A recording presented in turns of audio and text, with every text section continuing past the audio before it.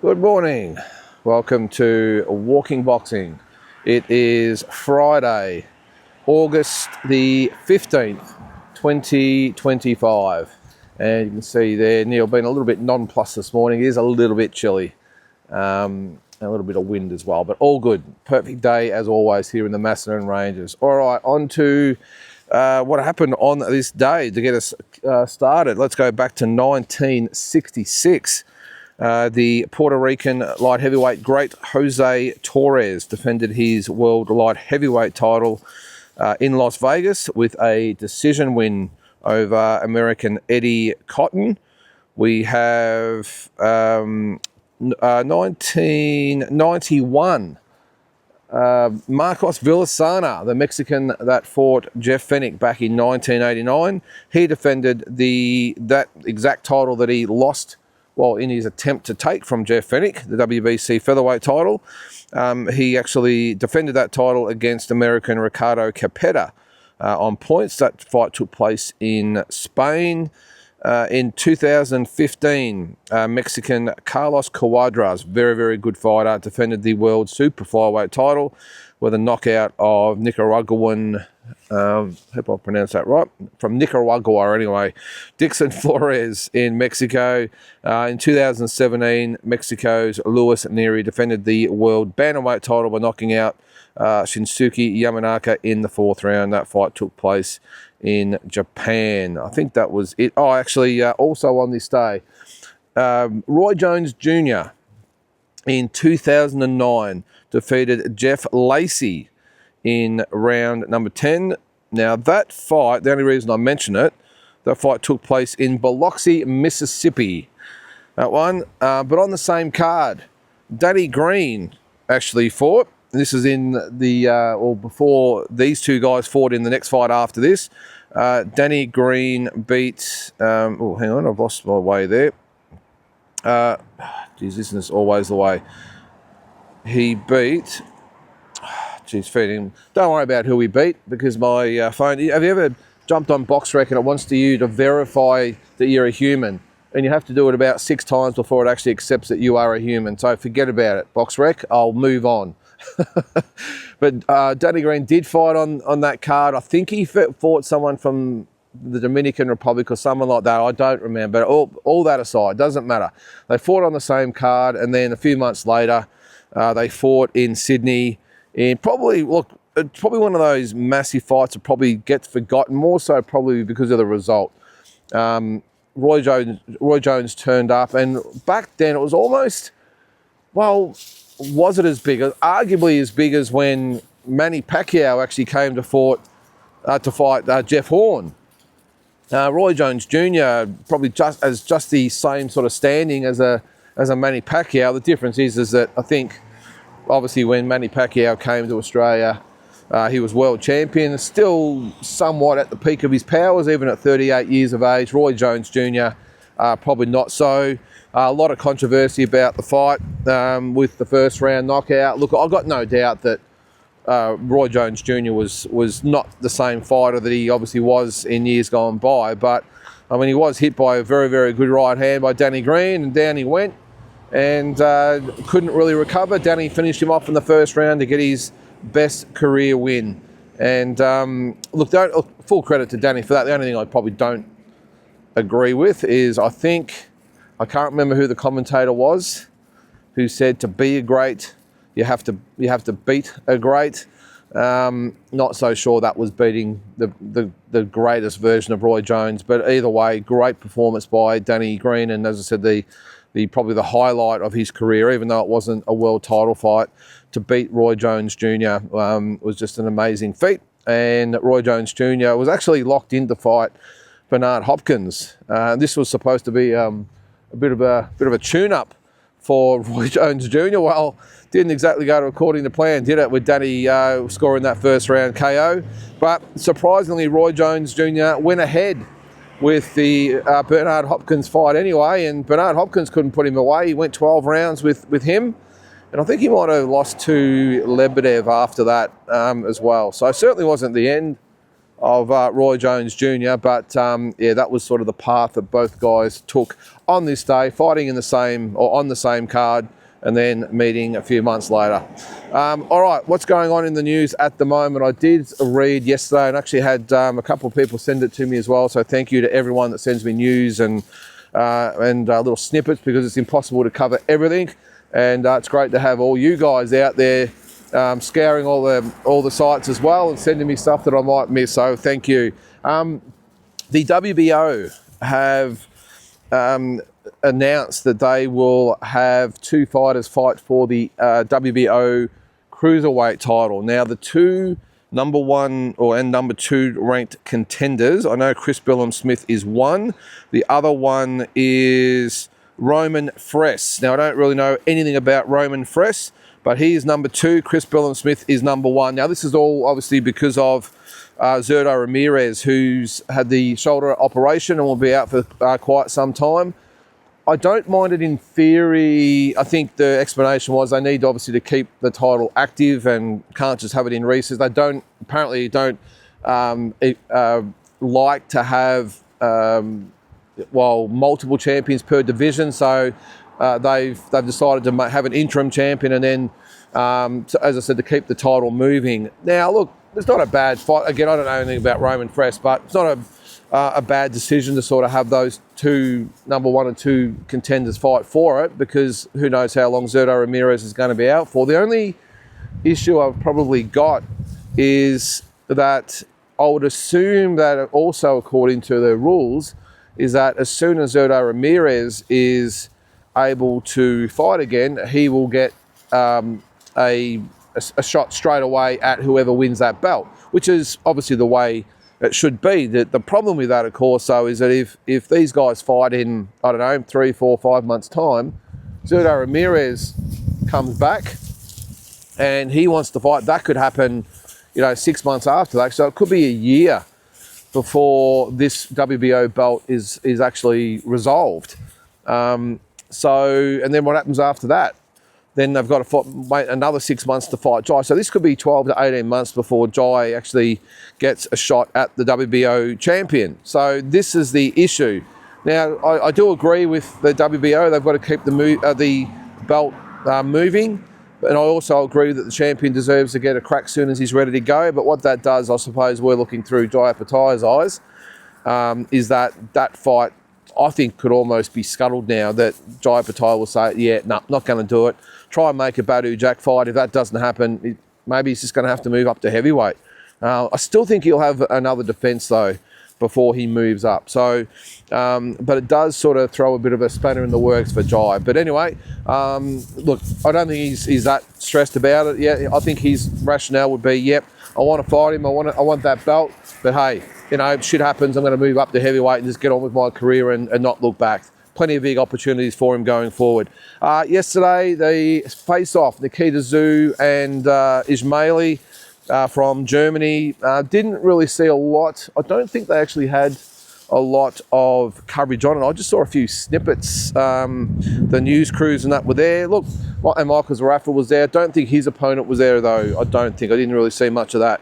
Come here, bud.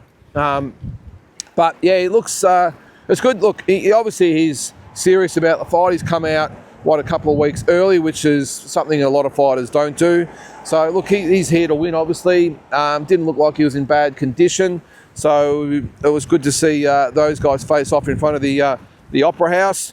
Also the press conference yesterday between Liam Paro and, what's his name, David Papote. Hang on. What's his name? Papote, whatever his name is. I can't remember. It's a Frenchman. A very, very quick press conference, though. I think it went for about 20 minutes, which is really an odd sort of time for a press conference, isn't it? I understand. I was at the stadium where the fights are going to be, and I understand the opponents weren't there, and it's all just about sort of announcing the fight. But it was a really odd press conference because George Rose, minus the Don King wig, did his best to do his best Don King impersonation. Look, he spoke well. I sort of make fun of George a little bit, but overall he does a good job in promoting the events. Paulo Acuso, said everything that he probably needed to say. Great to be back, great to be with No Limit, all the rest of it. Liam Wilson, again, thanking the promoters. Not a lot said. I mean, I know there's not a lot to say when the opponents aren't there and it's not really a face-off or anything, that sort of stuff. Liam Paro wants to bring the world title fight to Australia, as does Liam Wilson, by the way. I was just a bit odd. I mean, I'm assuming there was, being a press conference, there was a fair few media there, but I just don't know why they don't get to ask questions. I know they probably pull them aside afterwards and sort of do some one-on-ones and all that sort of stuff, but I just thought it was a little bit odd that Ben Damon sort of just controlled proceedings and just asked, I suppose, the questions that I suppose he thinks we all want to know. But I just think it's a bit odd sometimes they don't allow the press to actually ask questions. Now, does that also pose the question of the media that are there probably aren't boxing journalists or know really anything about boxing? They've just been told that, hey, there's a big boxing event up this way, get the cameras out there, get some footage and we'll follow up later. I don't know. It's probably not like America and stuff, I suppose. We'll have the press conferences and they actually have boxing journalists there. So I'm not sure, but that's probably what I'm thinking, is that they just send the camera crews there, get some footage and then follow up with some news later. But yeah, it's just a bit odd. It was only a 20, or I think it was even a little bit less than 20 minutes. But look, it's going to be a good event. I really, I think I said yesterday in the video that all three opponents, while they all should be very, very winnable for our guys, they'll all provide their own tests in their own ways. The only thing I will say on that, by the way, is I did say yesterday that Liam Wilson will be fighting, I think it was Carlos Gonzalez. Well, that fight looks like it might be off. I haven't really heard anything to confirm that, but I think Ben Damon at the press conference yesterday did say something about you were going to fight Carlos Gonzalez and something along those lines. And Liam said, yeah, well, we were prepared to fight him, and along the lines of sort of shit happens. I'm not exactly sure, but don't be surprised if Carlos Gonzalez, who, what did I say? He says 15-0 with 14 knockouts, is replaced by someone else. I mean, they've got plenty of time, so it's not really a big issue. Where they got about 5 weeks, so I'm assuming they'll easily find someone for Liam to fight. But either way, I'm sure that it'll be a credible opponent, someone that can give Liam a test. And you know, he did say that he'd love to fight Emmanuel Navarrete at that venue, the Pat Rafter Tennis Stadium. Looks like a really good venue for boxing too. I think that's where Liam Paro and Brock Jarvis might have fought. It just looked familiar. I'll have to look that up, but I think that was the case. And those tennis venues are, in my opinion, great places to have fight nights. You would have seen the videos while I was away when I went to the Louis Armstrong Arena in Flushing Meadows in New York, where they have the US Open. And it was a sensational venue for boxing. And I think this one looks very familiar or similar. It's outside, but it's got a bit of a canopy or roof on it, so it doesn't really matter about the weather. And just the atmosphere in there was really cool. It's a really compact little stadium as well. And I went to the Australian Open a few years ago, and I went to one of those sort of outside courts, not the main Rod Laver arena. I know they've had plenty of fights there, but those outside arenas where you only get a few thousand in there. It might be like 2,000 or 3,000, but they're really, really compact, and it's like you're in a bowl. It's really good. And that was what the one in New York was like. I think they might have had maybe 3,000 or 4,000 there, but it was really, really cool atmosphere. And I've got a feeling this will be the same. And Liam Paro is starting to get a really good following. I really like what they're doing, actually, as far as building him up into hopefully a bit of a pay-per-view star. And Liam Wilson, of course, going along with that as well. The one thing George did say, which will be good for us fans down here, is on October the 11th, looks like they're going to do a show in Melbourne. So they are getting very, very busy, the boys at No Limit. So they've got August 20th, September 18th, and then October 11th in Melbourne. The big question is who do they put on the card? Who headlines? Because all their stars are in action in the next sort of 4 to 6 weeks. So you've got Nikita next weekend. Now that would be a very, very quick turnaround for him. It'd be about 7 weeks. So unless they bring him to Melbourne, I doubt they'd turn him around that quick, but I suppose you never know. Of course, Michael Zarafa's on that card as well. He doesn't fight more than a couple of times a year, so I doubt he would be the obvious choice, being a Melbourne fighter. But with those two, you would think out of action, that both Liam's fighting in September. Yeah, I'd be interested to see who they put on that card. Who else have they got in the stable? Sam Goodman, of course, is tied up. Not quite sure who they have. The only possible thing I can think of is they turn Nikita and Michael around really quick, which, if that is the case, doesn't augur well for having competitive fights on the 20th of August. But let's hope we're wrong. But great news that No Limit coming to Melbourne. I think they've only done one show in Melbourne, and that was the Joseph Parker and Django fight. What was that, about 2 years ago? So, and I think Nikita fought on that card, didn't he? That's when he knocked out Benjamin Bomber. So exciting stuff happening for No Limit at the moment. All right, what else have we got? Oh yes, international news. Sebastian Fundora, Keith Thurman, October 18th in Las Vegas. Very, very good news. It's interesting, this sort of triangle between Sebastian Fundora, Keith Thurman, and Tim Tszyu, sort of this sort of saga that started last year when it was supposed to be Tim and Keith pulled out, and Sebastian filled in, and obviously changed history with what he did to Tim Tszyu, and now Tim's out, and now Keith comes back in the fight, Sebastian Fundora. So I don't really know what to make of the fight. I'm just looking at the rankings at the moment. Now, where is it? WBC, isn't he, Sebastian Fundora? Now, I was just going to say, is Keith Thurman, what has he done to earn a world title fight? He's actually number 8 in the world in the WBC. So the question I've got is what has he done for his ranking to get the number 8 ranking? I suppose a lot of fighters have done less, haven't they? Is this a little bit of the case of the Manny Pacquiao syndrome happening, where Keith Thurman's obviously not a legend like Manny Pacquiao, but has he been sort of elevated up the rankings just to make this fight, being a former champion? I don't know, but when was he actually, I see BoxRec lets me do this, they probably won't, with the validation and all the stuff they make you do.